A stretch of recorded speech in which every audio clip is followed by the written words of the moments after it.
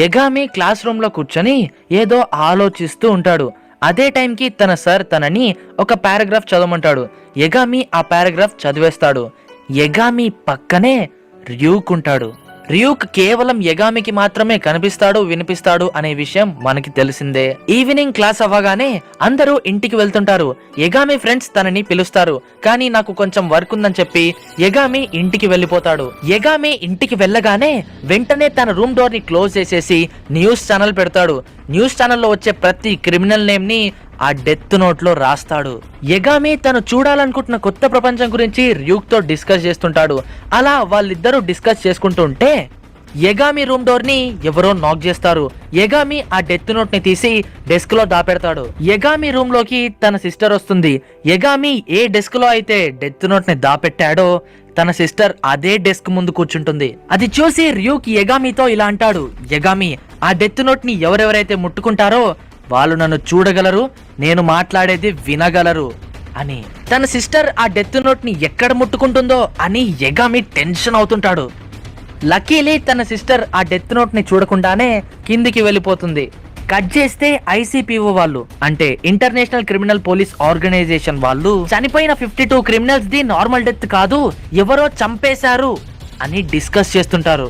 కొంతమంది పోలీస్ వాళ్ళు అది నార్మల్ డెత్ అంటుంటే, ఇంకొంతమంది పోలీస్ వాళ్ళు అది నార్మల్ డెత్ ఎలా అవుతుంది, హెల్త్ కండిషన్ అంతా పర్ఫెక్ట్ గా ఉన్న వాళ్ళు అంతా సడన్ గా ఎలా చనిపోయారు, ఎవరో ప్లాన్ చేసే చంపారు అని అంటారు. ఇలా ఒకరి మీద ఒకరు అరుస్తూ అరుస్తూ ఉంటే అక్కడికి ఒక అతను వస్తాడు. తను కంప్లీట్ బ్లాక్ సూట్ వేసుకొని, ఫేస్ కూడా కనిపించకుండా బ్లాక్ హ్యాట్ వేసుకొని వస్తాడు.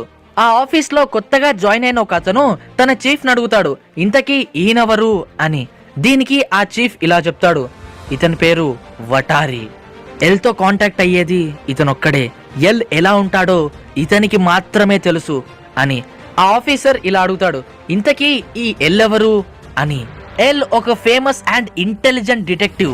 మా పోలీస్ వాళ్ళు కనిపెట్టలేని ఎన్నో కేసెస్ ని తను తేలిగ్గా కనిపెట్టాడు అని చీఫ్ చెప్తాడు. ఆల్రెడీ ఎల్ ఈ కేస్ ని టేకప్ చేశాడు అని వటారి చెబుతాడు. ఎల్ ఒక ల్యాప్టాప్ ద్వారా ఆ పోలీస్ వాళ్ళతో మాట్లాడతాడు. ఎల్ ఎలా ఉంటాడనేది వటారికి తప్ప ఎవ్వరికీ తెలియదు. ఎల్ కి పోలీస్ వాళ్ళ నుంచి పూర్తి సపోర్ట్ కావాలని, ముఖ్యంగా జపాన్ పోలీస్ వాళ్ళ నుంచి ఇంకా సపోర్ట్ కావాలి అని అడుగుతాడు. ముందు ఈ పోలీస్ వాళ్ళు ఒప్పుకోరు, కానీ ఎల్ చెప్పే మాటలు విని ఒప్పుకుంటారు.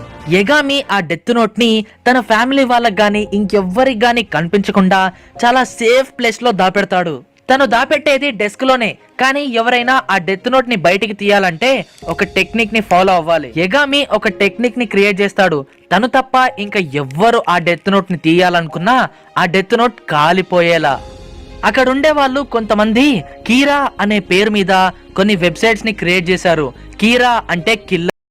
నార్మల్ పీపుల్ ఆ వెబ్సైట్స్ లోకి వెళ్ళి క్రిమినల్స్ డీటెయిల్స్ ఇస్తున్నారు, అంటే ఇప్పుడు వాళ్ళని చంపు అని. ఇది చూసి యగామి చాలా సర్ప్రైజ్ అవుతాడు. తను అనుకున్నది అనుకున్నట్టుగా జరుగుతుంది అని దీన్ని ర్యూక్ కి చూపించి చాలా సంతోషిస్తాడు. యగామి తన మైండ్ లో ఇలా అనుకుంటాడు, ఇప్పుడు ప్రజలందరికీ అర్థమైపోయి ఉంటుంది, చెడ్డవారందరినీ అంతం చేసేవారు ఒకరున్నారని.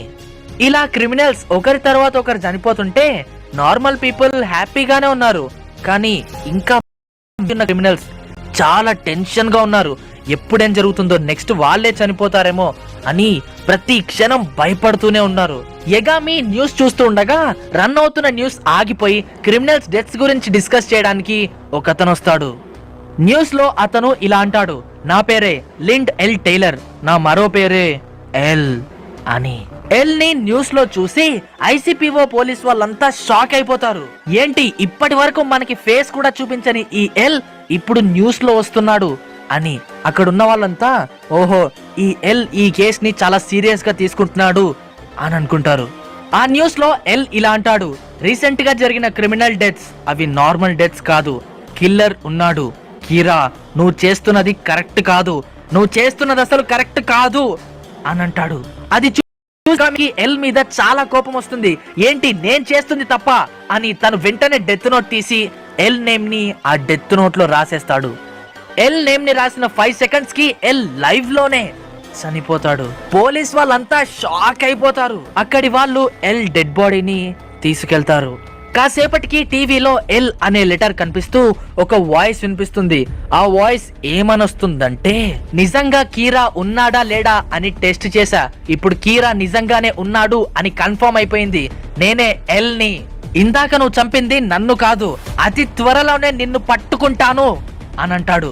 ఇదంతా విని యగామి ఇలా అనుకుంటాడు, తను నన్నెలా పట్టుకోగలుగుతాడు, నా దగ్గర డెత్ నోట్ ఉందనే విషయం తనకెలా తెలుస్తుంది, అసలు తను నన్ను పట్టుకోలేడు అని అనుకుంటాడు. ఇంతలో టీవీలో ఎల్ ఇలా అంటాడు, కీరా, ఇప్పుడు టెలికాస్ట్ అయ్యే ఈ న్యూస్ వరల్డ్ వైడ్ టెలికాస్ట్ అవ్వట్లేదు, కేవలం జపాన్ లో ఒక చిన్న రీజియన్ లో మాత్రమే టెలికాస్ట్ అవుతుంది. ఎక్కడైతే ఫస్ట్ క్రిమినల్ చనిపోయాడో అక్కడ మాత్రమే ఈ న్యూస్ టెలికాస్ట్ అవుతుంది. చాలా చిన్న ప్లేస్ లో ఈ న్యూస్ టెలికాస్ట్ అవుతుంది. సో ఇప్పుడు నిన్ను పట్టుకోవడం పెద్ద కష్టమేం కాదు అని. ఎల్ తెలివితేటలను చూసి పోలీస్ వాళ్ళంతా ఇంప్రెస్ అయిపోతారు. ఇదంతా చూసి యగామి కాస్త టెన్షన్ అవుతాడు. అయినా గానీ తను చేసేదే కరెక్ట్ అని అనుకుంటాడు. యగామి ఎలాగైనా ఆ ఎల్ ని ఓడించాలి అని అనుకుంటాడు. ఎల్ కూడా ఈ కేస్ ని చాలా సీరియస్ గా తీసుకుంటాడు. మరి నెక్స్ట్ ఏం జరుగుతుంది అనేది నెక్స్ట్ ఎపిసోడ్ లోనే తెలుసుకోండి. అండ్ ఈ ఎపిసోడ్